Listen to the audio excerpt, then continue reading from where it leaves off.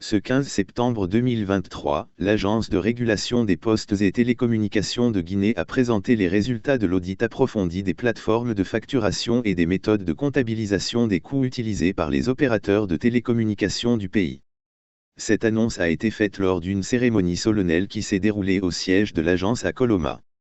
Cet audit, d'envergure nationale, a couvert les réseaux de téléphonie mobile, notamment Orange, MTN et Cellcom, ainsi que les fournisseurs d'accès Internet tels que Afribon, ETI, Muna Group Technology, Skyvision et VDC Telecom. Il a englobé à la fois les services vocaux et les services de données. Selon l'ARPT, l'objectif principal de cet audit était de s'assurer de la conformité des indicateurs de qualité de service en effectuant des campagnes de mesure dans diverses localités et sur les axes routiers sélectionnés. Il visait également à comparer la qualité de service offerte par les différents opérateurs, à fournir des informations transparentes aux utilisateurs sur la qualité de service proposée, et à encourager les opérateurs à améliorer leur couverture et leur qualité de service. Adama Condé, directeur général adjoint de l'ARPT, a souligné que les résultats de l'audit ont révélé des performances variables selon les zones testées. Par exemple, dit-il, dans le Grand Conakry, les deux principaux opérateurs, MTN et Orange, ont démontré une couverture satisfaisante, dépassant même les normes établies par l'ARPT. Sur les axes routiers, Orange a légèrement surpassé MTN, tandis que Cellcom est arrivé en troisième position. Concernant la qualité des données 3G dans le Grand Conakry, Orange et MTN étaient à égalité, tandis que Cellcom conservait la troisième place. Dans les sous-préfectures et les chefs-lieux de préfecture, Orange a également maintenu une légère avance sur les deux autres opérateurs.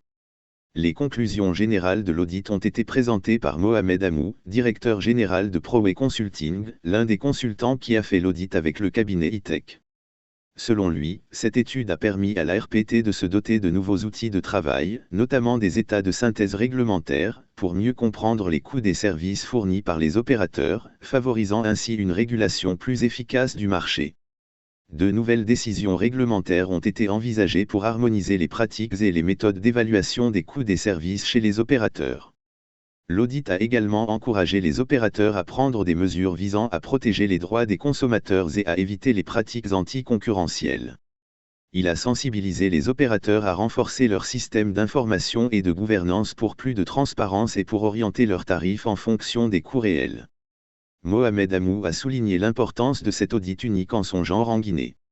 Il a affirmé que l'objectif n'était pas de dénigrer les efforts des opérateurs, mais plutôt de mettre en lumière les zones d'ombre et les pistes d'amélioration pour offrir un service de qualité à un prix équitable et abordable pour les citoyens.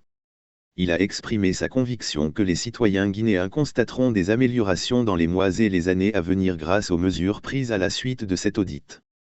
Selon Mohamed Amou, cet audit, qui a été à la fois organisationnel et technique, a permis d'obtenir des informations fiables directement à la source en analysant les systèmes d'information et les pratiques organisationnelles des opérateurs.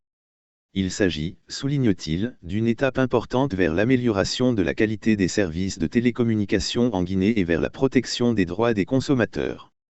L'ARPT a pris l'engagement de continuer de travailler en collaboration avec les opérateurs pour garantir un meilleur accès aux services de télécommunication dans tout le pays.